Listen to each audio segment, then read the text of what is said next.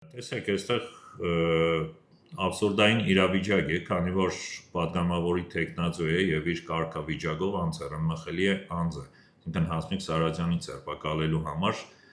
դատախազությունը կամ հակակոռուպցիոն կոմիտեն պիտի դիմեր կենտրոնական ընտրական հանձնաժողով, որը իր հատուկ նիստով պիտի թույլտվություն տար, որպեսզի վերջինիս նկատմամբ կարողանային քրեական հետապնդում իրականացնեն կամ ձերբակալեն։ Փաստացիք է, մենք այս մասին տեղեկություն չունենք, որ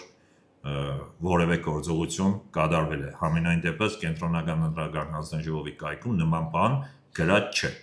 Կամ ինչ կարգավիճակով է։ Հետևաբար անձի ձերբակալությունը արդեն որպես պատգամավորի թեկնածու հակաօրինական է։ Իսկ եթե տարել են որպես վգայի կարգավիճակով, այսինքն ենթադրյալ տարբերակը հարցաքննության վգայի կարգավիճակով, այս դեպքում է արդեն վաղ առավոտյան, այսինքն ժամը 5-ից 6-ի հատվածը ընկած սա ժամանակահատվածում մտնում են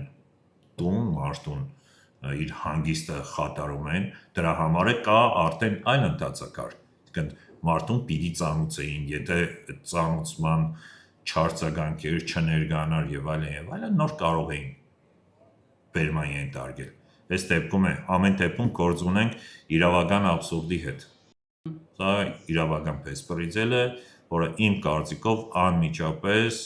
իշխանությունների հորդորով է կատարվում, թե վարչապետը արդեն հրահանգեց հանրահավաքի ժամանակ, հենց այս պահից սկսած բոլորին ձերբակալեք եւ այլն